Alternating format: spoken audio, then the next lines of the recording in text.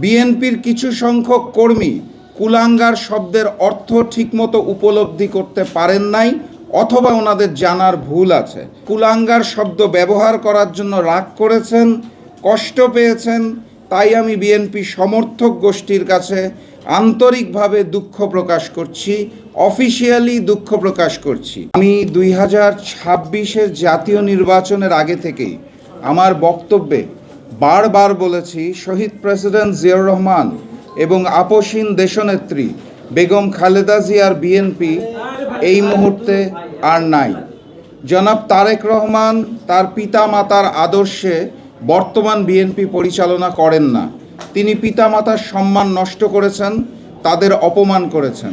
এটা আমার কোনো নতুন বক্তব্য নয়, নির্বাচনের আগে থেকেই আমি এটা বলে আসছি। গত 15ই এপ্রিল 2026 বুধবার এক আলোচনা সভায় আমার দেওয়া বক্তব্যে আমি একই কথা বলেছি, নতুন কিছু নয়। আমার এই বক্তব্যের পরিপ্রেক্ষিতে আলোচনা এবং সমালোচনার ঝড় উঠেছে। অতীতে অসংখ্যবার দেওয়া বক্তব্যে তেমন কোনো প্রতিক্রিয়া দেখা না গেলেও 15 এপ্রিলের বক্তব্যে বড় রকমের প্রতিক্রিয়া লক্ষ্য করা যাচ্ছে। অতীতের আমার বক্তব্যের সাথে 15 এপ্রিলের বক্তব্যের পার্থক্য অথবা নতুনত্ব একটি মাত্র শব্দ, সেই শব্দটি হচ্ছে কুলাঙ্গার। আমার ব্যক্তিগত ধারণা, বিএনপির কিছু সংখ্যক কর্মী কুলাঙ্গার শব্দের অর্থ ঠিকমতো উপলব্ধি করতে পারেন নাই, অথবা ওনাদের জানার ভুল আছে। আমি তাদেরকে বিনয়ের সাথে বলতে চাই, কুলাঙ্গার শব্দের অর্থ কুল যোগ অঙ্গার। কুল অর্থ বংশ, অঙ্গার অর্থ কলঙ্ক, অর্থাৎ বংশের কলঙ্ক। কুলাঙ্গার একটি বিশেষ্য, এমন ব্যক্তি যার কুকর্মের ফলে তার বংশ কলঙ্কিত অথবা অপমানিত হয়। সম্ভবত কুলাঙ্গার শব্দের অর্থ না বুঝার কারণে বিএনপির কিছু কর্মীদের মাঝে এত উত্তেজনা সৃষ্টি হয়েছে। কারণ এই বক্তব্যটা আমি দীর্ঘদিন ধরেই দিয়ে আসছি, এই একটি শব্দের কারণে আমার বক্তব্যের অর্থ পরিবর্তন হয় নাই। তারপরেও যেহেতু বিএনপি কর্মীরা তারা কুলাঙ্গার শব্দ ব্যবহার করার জন্য রাগ করেছেন, কষ্ট পেয়েছেন, তাই আমি বিএনপি সমর্থক গোষ্ঠীর কাছে আন্তরিকভাবে দুঃখ প্রকাশ করছি, অফিসিয়ালি দুঃখ প্রকাশ করছি। ভবিষ্যতে আর কুলাঙ্গার শব্দটি ব্যবহার করব না বলে আজকের এই সংবাদ সম্মেলনের মাধ্যমে কথা দিচ্ছি, ঘোষণা দিচ্ছি। কিন্তু অতীত থেকে ব্যবহার করে আসা আমার বক্তব্য কিন্তু একই রয়ে গেছে। আমি এই শব্দটা যেহেতু আপনারা মন খারাপ করছেন, আর ব্যবহার করব না। আমি মনে প্রাণে বিশ্বাস করি তারেক রহমানের নেতৃত্বাধীন বিএনপি শহীদ প্রেসিডেন্ট জিয়াউর রহমান ও দেশনেত্রী বেগম খালেদা জিয়ার আদর্শের বিএনপি নয়, যেটা তিনি নির্বাচনের পরে জুলাইয়ের সাথে বেইমানি করে, দেশের 70% মানুষের গণভোটের হার সাথে বেইমানি করে অলরেডি প্রমাণ করেছেন। সম্মানিত সাংবাদিকবৃন্দ, আমার এই বক্তব্যের পরিপ্রেক্ষিতে দেশের বিভিন্ন অঞ্চলে বিএনপি সমর্থক গোষ্ঠী প্রতিবাদ করেছে, মিছিল করেছে, মিটিং করেছে, আমার কুশপুত্তলিকা দাহসহ নানাবিধ কর্মসূচি পালন করেছেন। সেটা করার সম্পূর্ণ গণতান্ত্রিক অধিকার তাদের রয়েছে।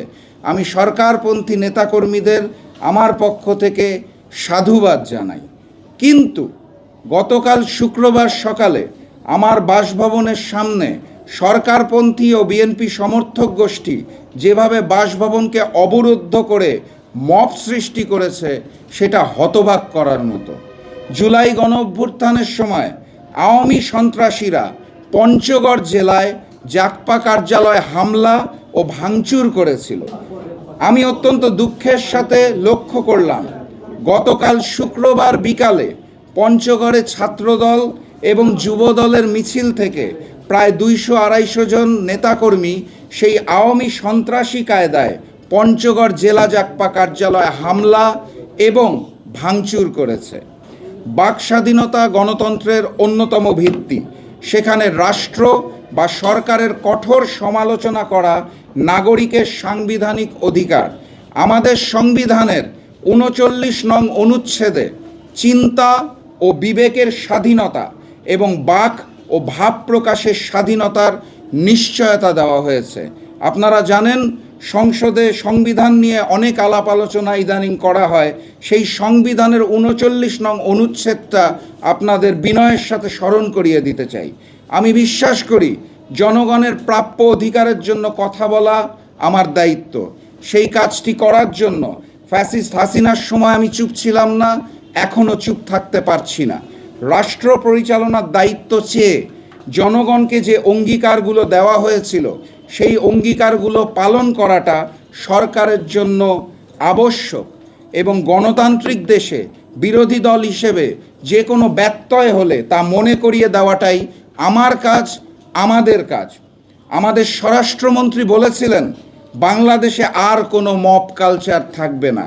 জনাব তারেক রহমান দেশে আসার আগে লন্ডনে বসে সোশ্যাল মিডিয়াতে নিজের ব্যঙ্গাত্মক চিত্র শেয়ার করে বাক স্বাধীনতার ঘোষণা দিয়েছিলেন। আমি জনাব তারেক রহমান ও সালাউদ্দিন আহমেদের কথার প্রতিফলন দেখার অপেক্ষায় আছি।